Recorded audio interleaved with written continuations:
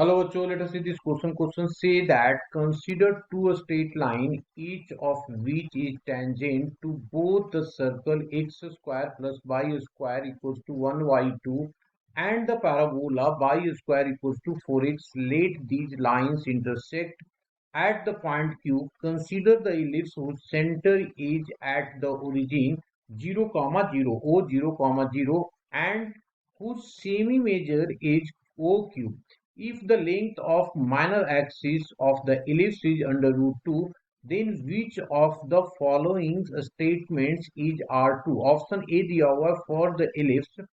The eccentricity is 1y under root 2 and length of the latter sectum is 1. B option for the ellipse. The eccentricity is 1y2 and the length of the latter sectum is 1y2. C. The area of the region bounded by ellipse between the lines x equals to 1y root 2 and x equals to 1 is 1y4 under root 2 into pi minus 2. And D. The area of the region bounded by the ellipse between the lines x equals to 1y root 2 and x equals to 1 is 1 upon 16 pi minus of 2. सबसे पहले तो हम लोग करना क्या होता है की कंसेप्ट के बारे में, तो मैंने लिखा है यहाँ पे क्या जी की कंसेप्ट कंसेप्ट क्या यूज होगा यहाँ पे equation of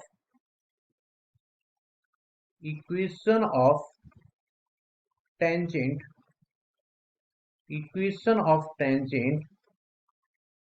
to the parabola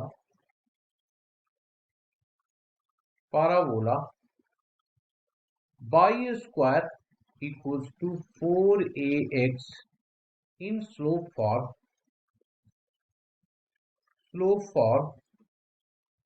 is क्या होता है जी y equals to mx plus of a by m. This is the equation of क्या है टेंजेंट इन स्लोप फॉर्मेट. नाउ अब आ जाते हैं क्वेश्चन पे. क्वेश्चन में हमारे पास गिवन है, हमारे पास है गिवन इक्वेशन ऑफ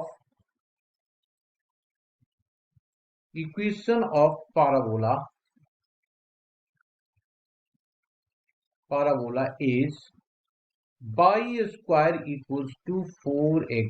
इसका मतलब क्या हो गया, a हमारा 1 हो गया क्योंकि 4a equals to 4 that is 1.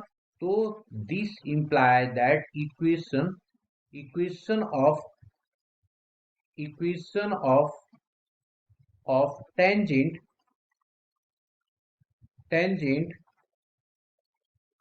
Tangent किसका जी पैराबोला का है ना. Equation of tangent to the parabola at कहां पे हम लोग स्लोप फॉर्मेट में equation of tangent to the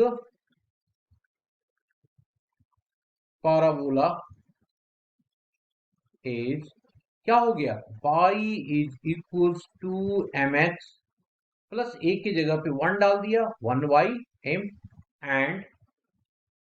and also given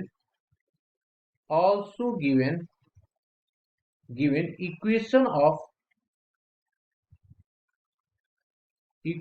of circle is क्या दिया हुआ है जी x square plus of y square equals to 1y2. इसका मतलब इसकी जो सेंटर होगा वो क्या होगा 0, 0 एंड इसका रेडियस जो होगा हमारा वो that is equals to 1y root 2.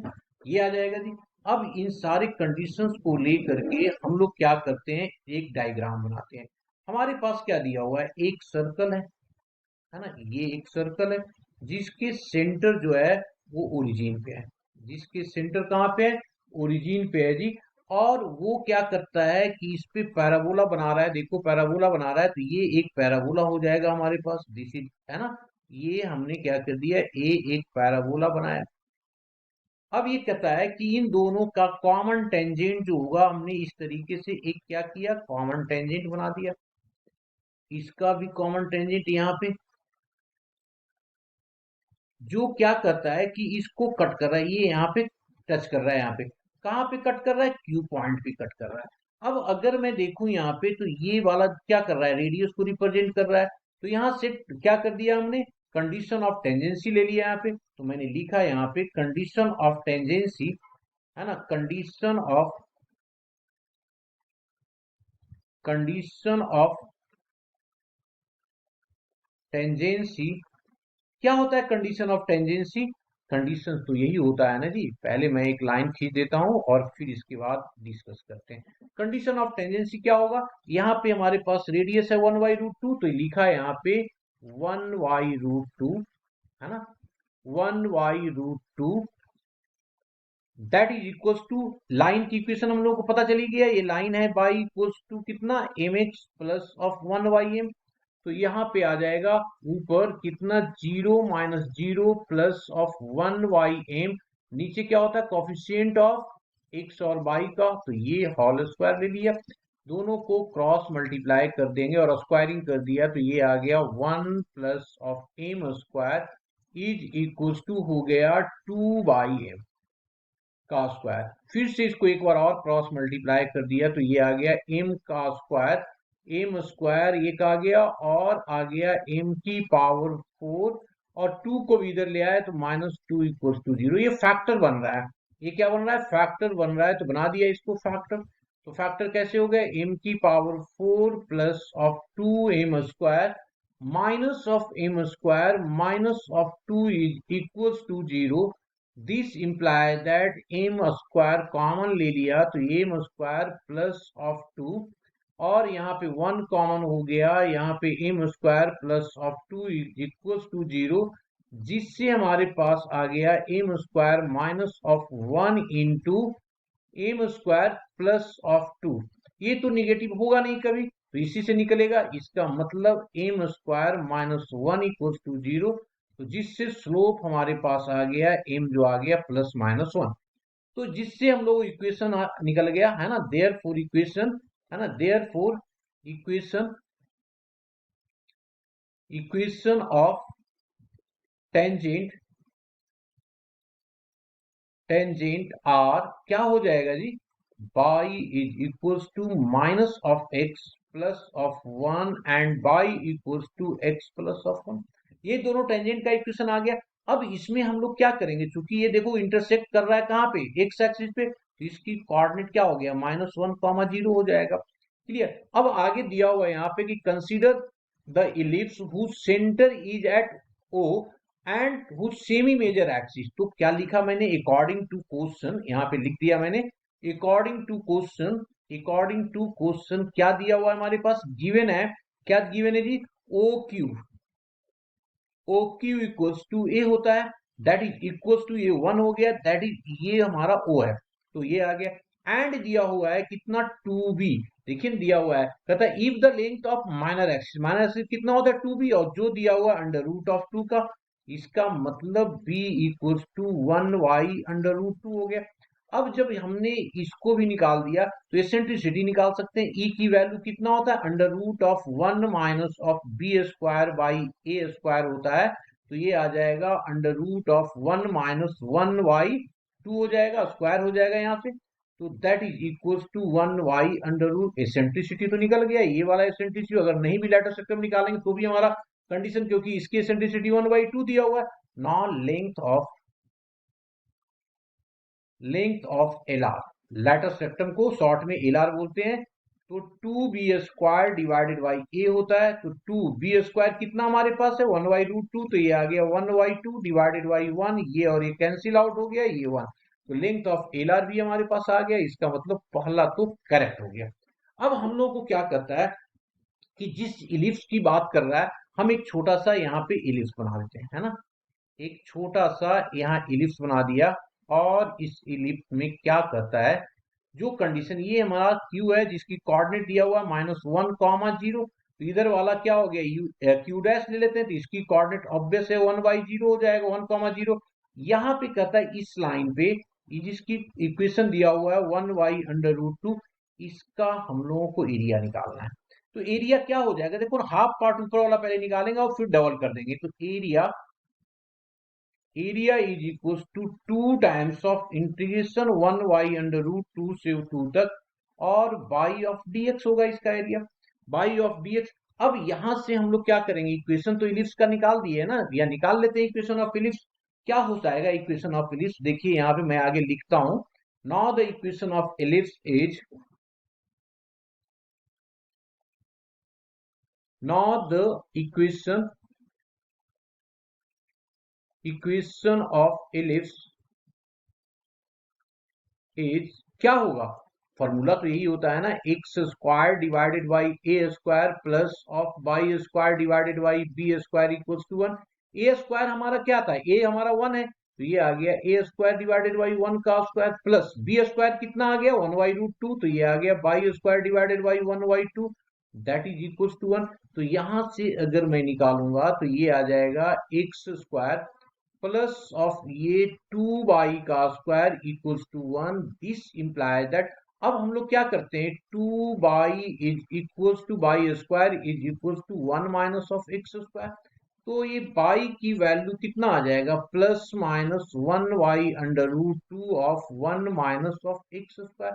तो देयरफॉर एरिया हमारा क्या हो गया, एरिया जो निकाल रहे थे हम लोग, एरिया यहाँ पे 2 हो गया, और integration of 1 under root 2 of 1, यहाँ पे बाई था, बाई की वैल्यू ये आ गया 1/2 रूट 2, और ये under root of 1 minus of X square of D of x.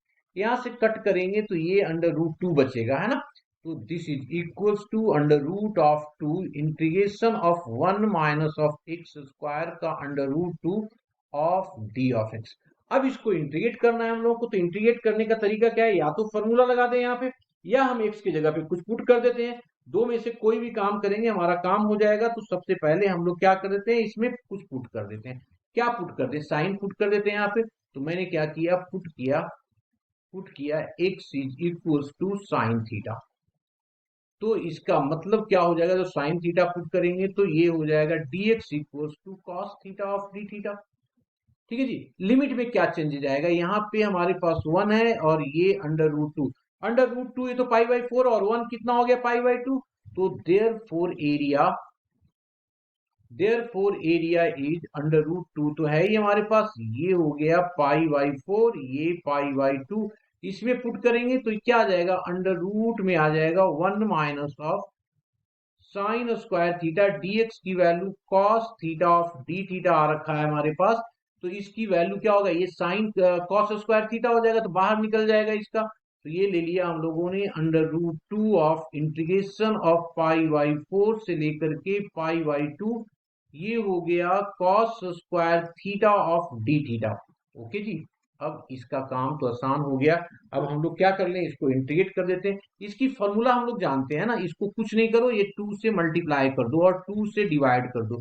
तो दिस इज इक्वल्स टू आ गया रूट 2 डिवाइडेड बाई 2, और इसका फॉर्मूला हो जाएगा कितना, 1 plus of cos 2 theta of D theta. Limit लगा दीजिए यहाँ पे pi by 2 to pi by 4।